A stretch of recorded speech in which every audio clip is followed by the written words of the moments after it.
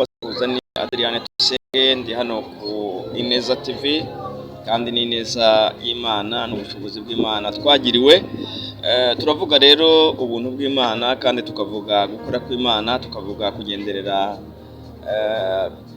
buri wese tukamwibutsa ineza y'Imana kuri we. Turatangira dusenga Imana, niturangiza turaza kuganira ijambo ry'Imana. Reka dusenga Imana mu izina rya Yesu. Mwami Imana yacu, cyubahiro cyabera, ingabo ikingira abari mu isi bose, turagushimira imbabazi zawe, tugushimira urukundo rwawe wabanye natwe, uduha kubaho mu Mwami Yesu Kristo ari we mucunguzi wacu. Duhabwa isezerano nk'Aburahamu bari bararihawe mbere, tugira ibyiringiro by'ubugingo. Tugushimiye ibyo rero, turi mu ijambo ryawe, ariko ridusumbya byose, ridusumbya ubushobozi, rikadusumbya ubutware, rikadusumbya ndetse n'igihagararo cya buri wese. Niyo mpamvu tubyizereyemo, kugira ngo uko ari rigari rikomeze kubyara imbuto yunguka kuri buri wese uzaryumva, kandi dukomeze dufashwe kandi twigishe, kugira ngo twumve ijambo ryawe rivuga nicyo rizabwira uzaryumva. Mu izina rya Yesu Kristo nizeye, amen. Nk'uko natangiye mvuga kandi dusuhuza, turi hano ku Ineza y'Imana cyangwa se Ineza TV. Ni ineza twabonye, twagiriwe na Yesu, twagiriwe urukundo rw'Imana, tugirirwa imbabazi z'Imana mu buzima bwacu, kandi ijambo ry'Imana riratwubaka, kandi sitwe twubakitse, kuko ijambo ry'Imana ubwaryo ni inyubako idasenywa n'abantu, idasenywa n'ahantu, idasenywa n'ibibonetse byose, kandi abaryubakaho ngo babubatse inzu yabo ku rutare. Imana yacu ishimwe cyane. Reka rero tuganire ijambo ry'Imana rifite umutwe ugira uti nimuhagarare murebe. Ni ijambo dusanga mu gitabo cy'umuhanuzi Yeremiya, ibice 6 n'umurongo wa 16, kandi ni ijambo ryiza cyane ritubwirwa, dukwiye gutega amatwi tukumva icyo ribwira abantu bo mu gihe cya none, kuko abantu benshi ntabwo bahagaze, abantu benshi ntabwo bategereje, ntabwo abantu benshi barindiriye, ahubwo abantu benshi bari kwiruka ku bintu, abandi bari kwiruka ku byabo, abandi bari kwiruka ku babo, abandi bari gusiganwa. Ariko ijambo ry'Imana riratubwira mu gitabo cy'umuhanuzi Yeremiya 6:16 ngo Uwiteka aravuga ati, muhagarare mu nzira murebe kandi mubaririze inzira za kera, aho inzira nziza iri aba ariyo munyuramo, niho muzabona uburuhukiro mu mitima yanyu. Ariko barahakana bati, tuzayinyuramo, Imana yacu idufashe cyane. Itorero ry'Imana, nshuti bakundwa, itorero rya none ari nge nawe, Yesu yasize akadusigira ubutumwa bwiza bwo kugira ngo twamamaze, tubwire amahanga yose, ndetse buri muntu washyikiriye akagira icyo agira cy'agakiza muri we, ko atakihererana, ko atakigira icye gusa, ahubwo akibwira n'abandi.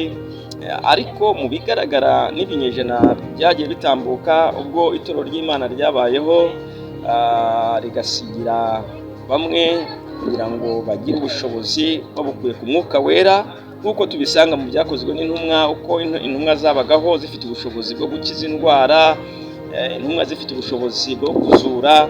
Ba Petero, ba Yohana bakoze ibitangaza bikomeye, ndetse baramamara. Ariko si bo bamamaraga, ahubwo ijambo ry'Imana riramamara, riva aho ryari riri, rirakura, rigira abaryitangira, rigira abarikorera, rigira abaricunga, baririndira ubudahangarwa bwaryo, ntibisanisha n'isi yariho icyo gihe. Ariko twebwe ijambo ry'Imana riratubwiye ngo Uwiteka aravuga ngo nimuhaguruke, kandi nimumara guhaguruka muhagarare, kandi ntimuhagarare gusa, ahubwo mubaririze inzira za kera, inzira nziza, inzira nzima mubona iriho aba ariyo munyura, inzira nzima itarimo gukiranirwa, itarimo uburiganya, itarimo amahane y'isi, kuko isi ifite amahane akomeye cyane, ari kuriganya abamaze gukizwa, ndetse nabo kuko umuvuduko bafite ntabwo bari gukurikira icyo ijambo ry'Imana rivuga.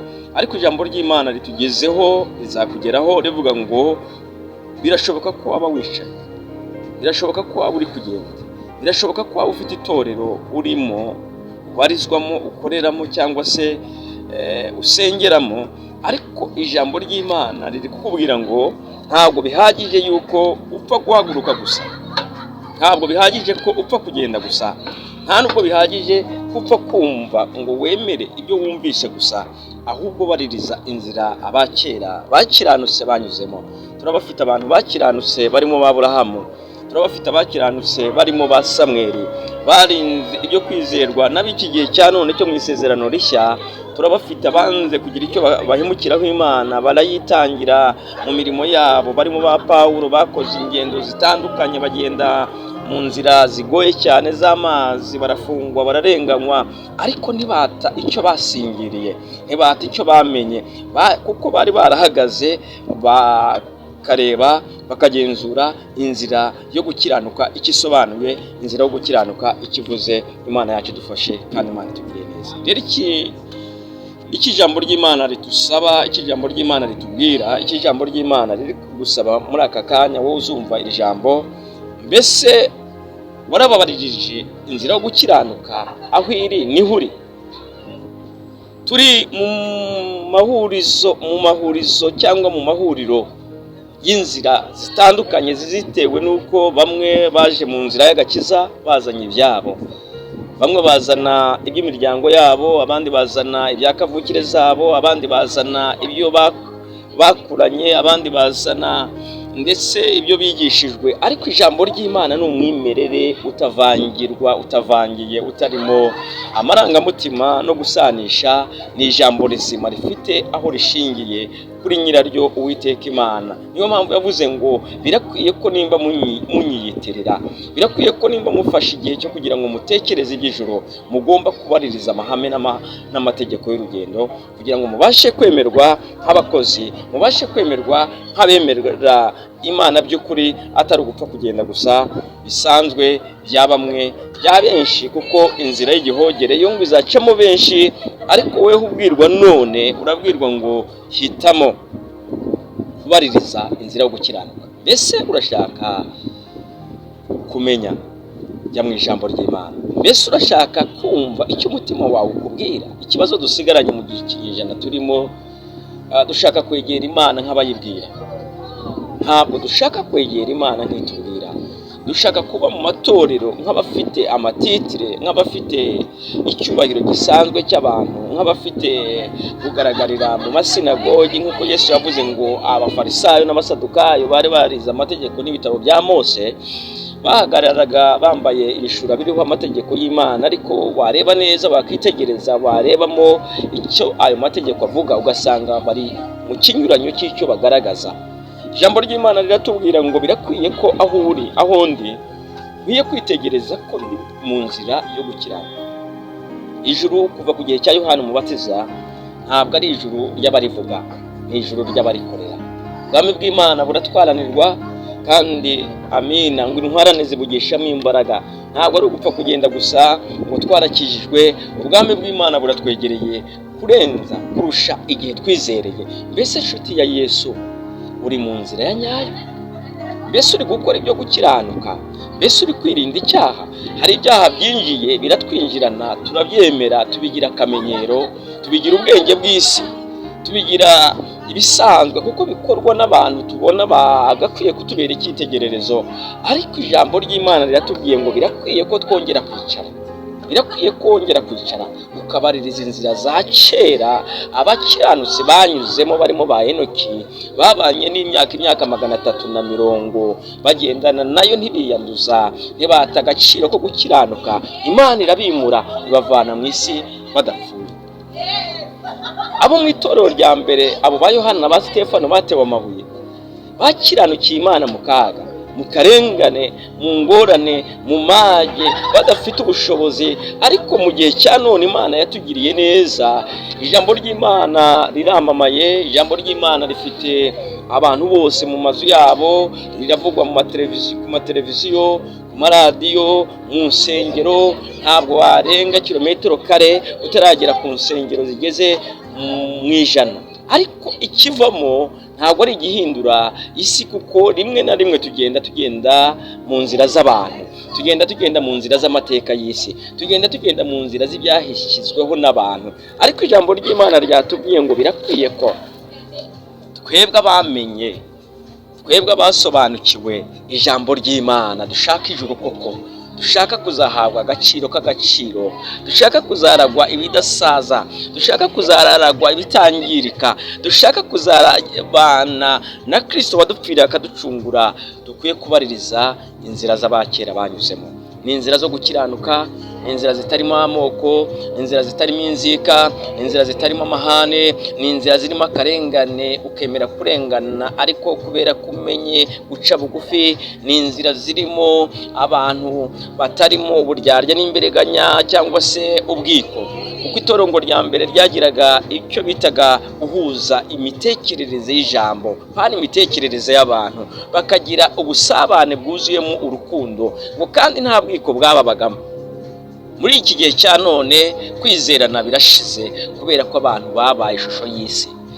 Kwizerana cyangwa se icyizere cy'abantu cyararangiye, ariko umuntu aracyari mu ishusho y'Imana. N'igihe nawe dusaba kugira ngo twongere tubaririze inzira abakera baciyemo bari mu kaga bakabishobora. Nibyo koko tekinoloji iri kugenda itera ingorane zikomeye iyubaka ry'ubuzima bwa gikristo mu isi, ariko birakwiye ko twongera kwicara tukamenya, tugasobanukirwa ibyo mu minsi y'imperuka, kuko byanditswe kera tutaraza. Biravuga ngo mu minsi y'imperuka hazaza ibihe birushya, ariko hahirwa uwihanganira ibimugerageza, namara kwemerwa azahabwa ikamba ry'ubugingo iry'Imana yateguriye abayikunda. Mbese wowe nshuti y'Imana, ko utanga igihe cyawe mu byo ukora kandi witeguye ko witirirwa Imana, witeguye ko uri umukristo, ushobora kuba uri umuririmbyi, ushobora kuba ufite inshingano zimwe twita izo abayobora abandi mu masengero, uri umupasitori, uri bishopu, uri umwapotere, uri ba marishari baraje n'abandi batandukanye, ariko izo titire ni nziza iyo ziri mu ijambo ry'Imana. Birakwiye rero ko wowe uri imbere y'abantu cyangwa uri imbere y'abantu ubanza kumenya iki ijambo ry'Imana rigusaba kuba umugaragu w'ijambo, ntabwo rigusaba kuba uw'ijambo rya nyiraryo. Uw'ijambo rya nyiraryo n'uyoborwa n'ijambo. Mbese muri iki gihe cya none, nshuti y'Imana, mukristo muvandimwe, uri kubaririza inzira zo gukiranuka cyangwa uri kubaririza intambara z'isi? Uri gutera intambwe ushaka kumenyekana, uri gutera intambwe ushaka kugira ngo mbese wiyubake? Ijambo ry'Imana ubwaryo ririyubatse, ntabwo rishaka fondasiyo zindi. Ijambo ry'Imana rifite urufatiro rudakuka, ijambo ry'Imana rifite inzira itajyiyobwa, kuko ijambo ry'Imana ryaravuze ngo inzira yo kwera ngo izaba y'abandi, ngo abandi imitima ntibazayicamo. Icyo nkwifurije muri uyu mugoroba wa none, kuba ari mu mugoroba, kuko aho ndi hano muri South Africa ni mu mugoroba, ariko ushobora kuba uri Burayi buri gucya, ushobora kuba uri muri Amerika buri mu gicuku, kandi ukaba uri muri Australia ari mu masaha ya kumanywa. Birashoboka. Niyo mpamvu aho uri hose ijambo ry'Imana rirakureba, kandi ijambo ry'Imana rirakubwira ngo kiranuka mu byiza, kiranuka mu bikomeye, kiranuka mu byoroheje, kuko hari abakera babishoboye bari mu kaga karenze akurimo none. Ufite umudendezo. Abakera ntabwo bavugaga Imana kubera ibigirwamana, ntawe ugufunga, ntawe ukwica, ariko ufite ubwoba bwo guhamya Imana. Ndakwingingira muri Yesu ngo wongere wibuke, kugira ngo Yesu ubwo ari hafi kugaruka gutwara itorero rye, kugira ngo abakijijwe by'ukuri, ababaririje inzira bakazihanganiramo. Erega gukizwa ntabwo ari umukino, gukizwa ni intambara. Ijambo ry'Imana ryaratubwiye ngo abakiranutsi ngo bazabeshwaho no kwizera mu byago no mu makuba, kandi ngo ibyago by'umukiranutsi ni byinshi, ngo ariko adofayine ngo Imana izamukiza muri byose. Ikibazo ni uko tudafite kwizera Imana, ariko Imana iri kumwe n'abakiranutsi. Imana iri kumwe n'abayizeye. Ituro ry'Imana ngo naho amarembo y'ikuzimu yazukuka akagera ubwo abamofi bahabwa intebe mu mapariyamenti y'isi, bagafata amategeko bakayagira uko bishakiye, ntabwo itorero ry'Imana rizanyeganyezwa ngo riveho. Uyu mutekano n'aka gahenge k'ijoro n'amanywa, gusinzira kubiriho, nuko itorero ry'Imana rikiriho. Nkwifurije rero gutegereza uzi ko isaha n'isaha Kristo waducunguye ashobora guhamagara umugeni, kandi anatinze. Impfu zo ni nyinshi kandi nta garanti y'ubuzima buhari, ariko icyampa ugakora ibyo gukiranuka, ukaba warabaririje inzira z'abakera, ukaba uri gukora ibyiza kugira ngo ubarirwe mu bakoze n'abazabaragwa ubwami bw'Imana. Bifurije guhamya icyo ijambo ry'Imana rivuga, bifurije gukomezwa no gukiranuka. Nimba ukiranuka, nimba kandi wari uri mu bitari ibyo gukiranuka, ni umwanya wawe wo kongera kumenya ko agakiza kariho kandi kabereyeho kugira ngo abantu bakabemo neza. Ubwami bw'Imana buratwaranirwa, kandi nta bwami bundi buzaragwa abakiranutse, ni ubw'Imana gusa. Abandi bazaragwa ubwami bwa Satani. Ubwami bwa Satani rero ni nyanja yaka umuriro n'amazuku, nibo bazabona ibyo ngibyo bibiri bitandukanye. Mbese wifuza kuzaragwa ibyiza? Kiranuka. Mbese wifuza amazuku? Nta muntu utekereza wifuza umuriro.